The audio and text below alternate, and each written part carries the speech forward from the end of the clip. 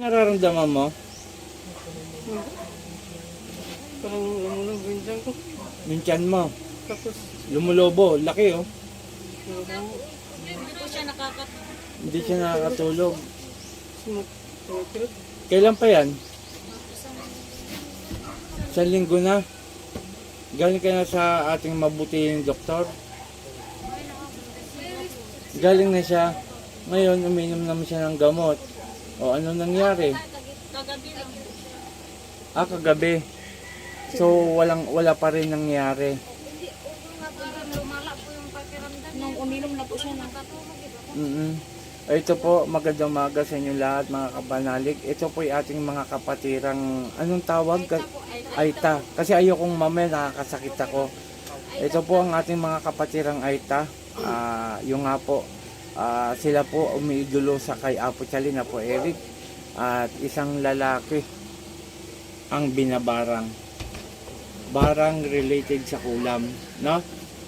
Lumapit tayo sa Panginoon, sa ating amang dakila na may kapal, at hihilingin ko, gumaling ka. No? Kasi ang magpapagaling sa iyo, tay, hindi ako. Ang layunin ko, alisin ko yung nilagay sa iyo at ibabalik ko sa hayop na yun. No? Okay, paa? Pakitanggal ang medyas. Ito lang. Ready na tayo. Sinabi mabukat. Yan lang. Parang tumutusok. Sige, parang may tumutusok. Okay. Ano po ito mga kapatiran? Ano po ito? Kulam related sa barang, no? Insekto yun sa tiyan niya, alupihan tsaka ipis. Okay. Paa po dito ganun lang Kahit ganyan lang, yan. Ready na tayo Mga salbahay na yan walang ginawang maganda kundi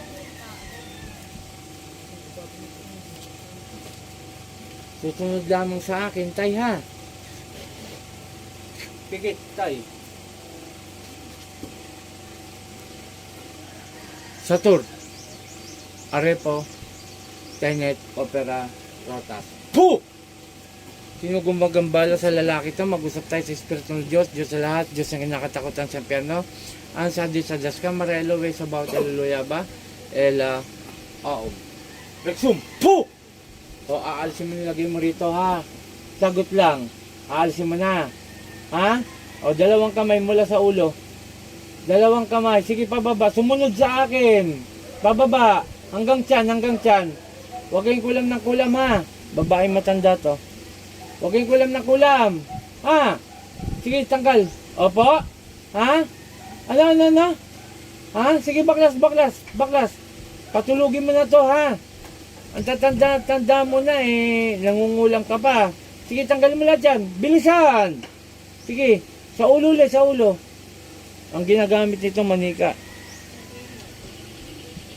Sige pa. Tanggal. Sige pa, konti pa. Ang dami mo nilagay Hindi sa kano kumakain. Ba't kumalaki yung tiyan niya? Hindi na masyado kumakain pero lumalaki yan dyan. Yung nga po, ipapaliwanag ko lang ang tawag dito barang.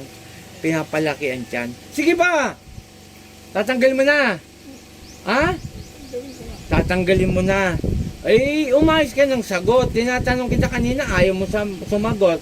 O may tanong ako, inggit, galit. Alin sa dalawa lang? Inggit o nagagalit ka? Sagot! Ayaw mo pa rin. Inggit o galit?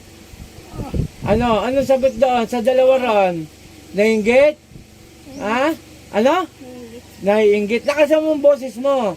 Naiinggit. O tanggalin mo yung bruha ka, Kakilala mo lang to, di ba? Sagot! Ano?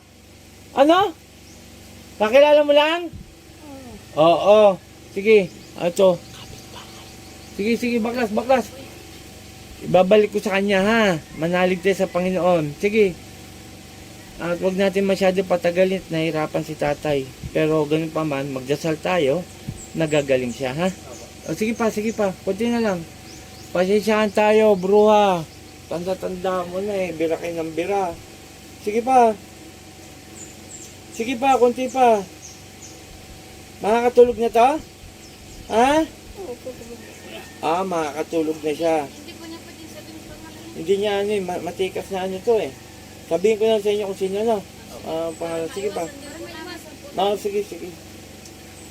Sige pa. Kasi kung ano yun natin yung pangalan, eh, baka mabarangay naman tayo. Di ba? Oo, sa inyo na lang.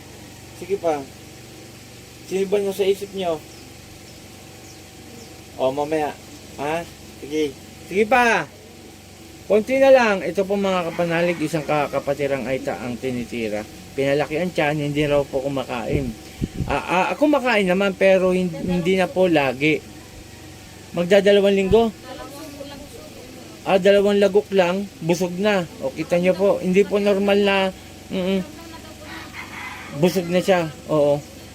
Pakiramdam niya, yung tiyan niya, ano na, lumulubo. Sige pa. Ito po mga kapanalig uulitin na natin, explain ko na maayos. May mga tao walang pinipili, ibang lingwahe o anuman, mga kapatirang Aita, o sino man. Talagang pag ikaw ay tinira, pag ikaw ang kinulam, talagang tapos ka. Okay, kunti na lang. Gagaling na to.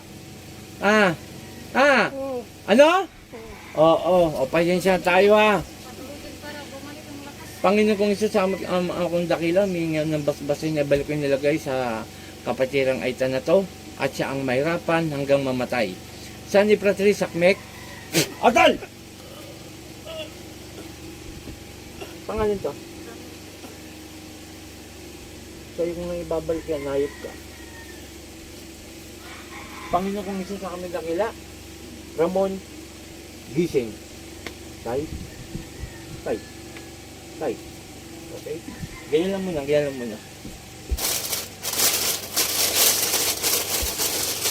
Inumin mo to?